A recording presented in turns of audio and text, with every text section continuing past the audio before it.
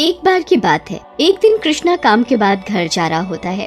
तभी उसे किसी औरत के चिल्लाने की आवाज आती है। ये किसके चिल्लाने की आवाज है? रास्ता भी सुनसान है, क्या करूं? जाऊं या ना जाऊं? कहीं कोई संकट में हुआ तो? कृष्णा इस बार आवाज की दिशा में चला जाता है, लेकिन उसे कोई नजर नहीं आता।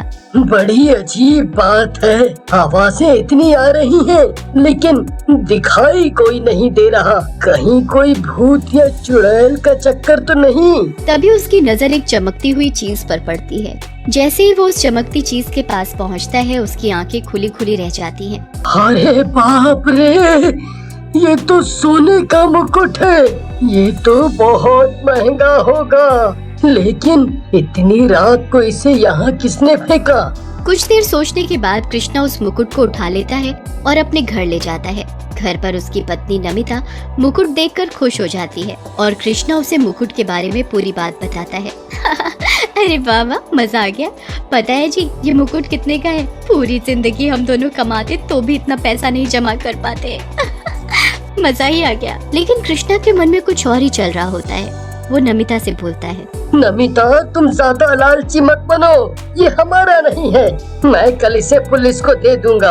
हाँ, और वो इसके असली मालिक को ढूंढ लेंगे। कृष्णा की बात सुनकर नमिता को भी गुस्सा आ जाता है और वो कृष्णा से बोलती है, सुनो जी, ज्यादा शरीफ तो बनो मत। इतनी मुश्किल से तो मौका मिला है करोड़पति बनने का, और तुम्हें ईमानदारी सूझ रही है। अगर इसे पुलिस को दोगे तो मैं भी चली अपने घर। नमिता की बात सुनकर कृष्णा चुप हो जाता है। नमिता भी मुकुट को कमरे की अलमारी में रख देती है। फिर नमिता और कृष्णा सो जाते हैं। रात में नमिता को किसी औरत के रोने की आवाज आती है। नमिता उठ जाती है। ये कौन मनहूस है जो रात में भी रो रहा है? चैन से सोने भी नहीं देते, चुप करो। नमिता के बोलने के बाद आवाजें आनी बंद हो जाती हैं। नमिता का ध्यान तभी मुकुट की तरफ जाता है और वो अलमारी खोलकर मुकुट उठा लेती है। क्या सुंदर मुकुट है, इसे पहनकर मैं बिल्कुल रानी लगूंगी। एक बार पहनकर देखती हूँ। नमिता मुकुट पहन लेती है। मुकुट पहनकर नमिता आईने की तरफ जाती है। वाह, मैं कितनी खूबसूरत लग रही हूँ।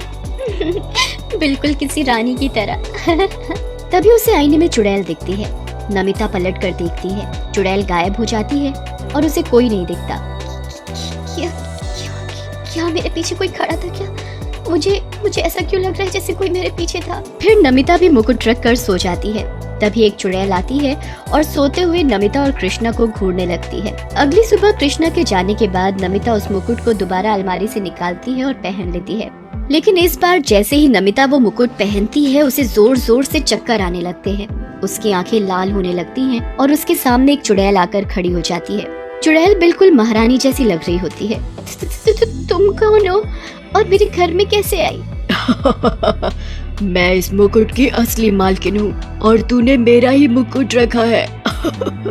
अब मैं तेरे ही अंदर रहूंगी। ऐसा कहकर चुड़ैल नमिता के अंदर समा जाती है। नमिता बेहोश हो जाती है।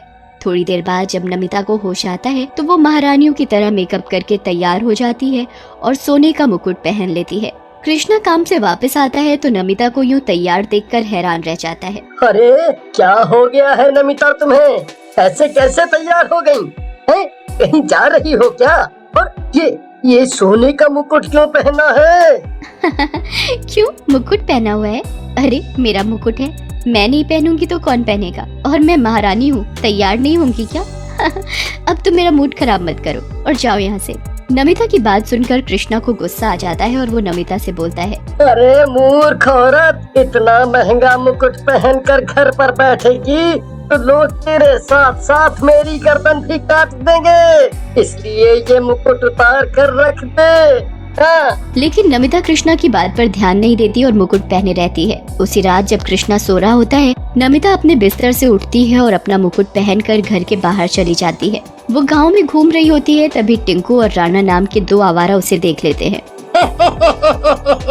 अरे राणा भाई, देखो क्या औरत घूम रही है, बिल्कुल रानी बनकर। ये तो हमारी रानी बनने लायक है। सही कह रहे हो टिंकू भाई, ये तो बिल्कुल हमारी रानी बनने लायक है।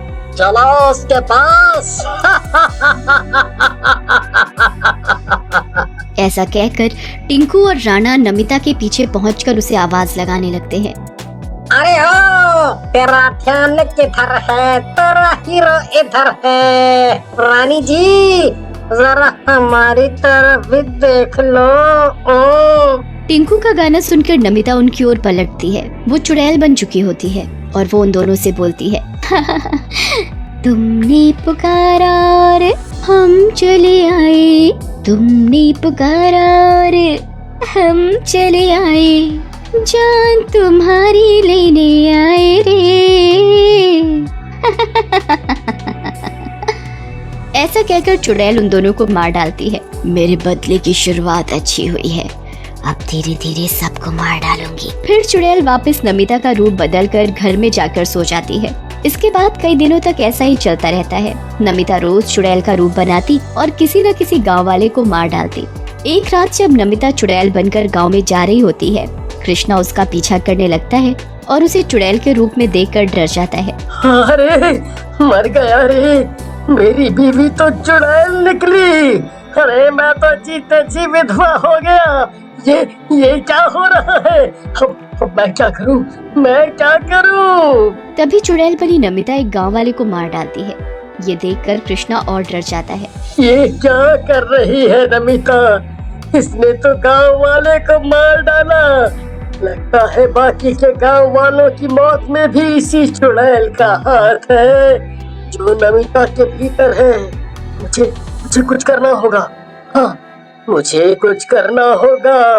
अगली सुबह कृष्णा जल्दी उठकर एक तांत्रिक के पास जाता है और उसे रात की सारी बात बताता है, जिसे सुनकर तांत्रिक डरता हुआ बोलता है, बेटा जैसा तुम बता रहे हो, अगर ये सच है तो ये कोई बहुत बड़ी और शक्तिशाली चुड़ैल है। इससे निपटना मेरे बस की बात नहीं है।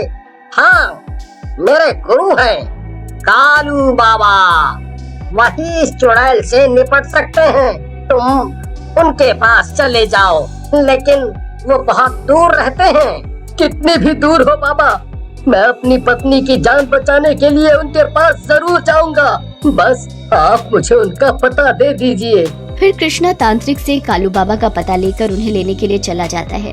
उधर रात में जब नमिता चुड़ैल के रूप में गांव वालों को मारने के लिए निकली होती है, गांव वाले उस पर जाल डालकर उसे पकड़ लेते हैं और एक पेड़ से बांध देते हैं। गांव वालों छोड़ दो मुझे, नहीं तो मैं तुम सबकी जान एक साथ लूंगी। छोड़ दो मुझे।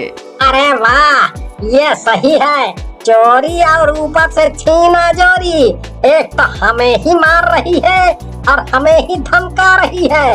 भाइयों, मैं तो कहता हूँ इसे आग लगा देते हैं। मैंने सुना है चुड़ैलें आग में जल जाती हैं। सही कहा तो भाई, हम भी यही सुना हूँ। जल्दी से जला देते हैं इसे, काहे बातों में समय बर्बाद करना। गाँव वालों रुक जाओ, अगर तुमने इसे जलाया तो इसके साथ साथ मेरी पत्नी नमिता भी मारी जाएगी। रुक जाओ, रुक जाओ। कल्लू बाबा को देखकर चुड़ैल हंसने लग जाती है और बोलती है, तू आ गया कल्लू। मुझे पता था कि तू कहीं ना कहीं मुझे मिलेगा। अब मैं तुझसे बदला ले पाऊंगी।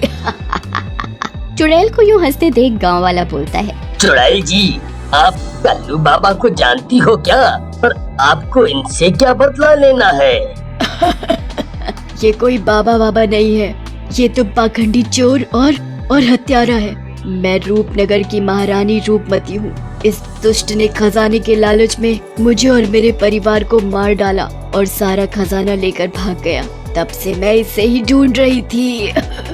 लेकिन फिर तुम गांव वालों को क्यों मार रही थी? गांव वालों की मौत का तो मुझे भी एहसास है, लेकिन जितने भी गांव वाले मैंने मारे वो सब गलत और गंदे इंसान थे और उन्होंने किसी न किसी इंसान के साथ गलत किया था। चुड़ैल की बात सुनकर गांव वाले चुप हो जाते हैं और कल्लू बाबा को पकड़ लेते हैं। अरे तुम लोग पागल हो गए हो क्या? एक चुड़ैल की बातों में आ रहे हो? छोड़ दो, मुझे जाने दो।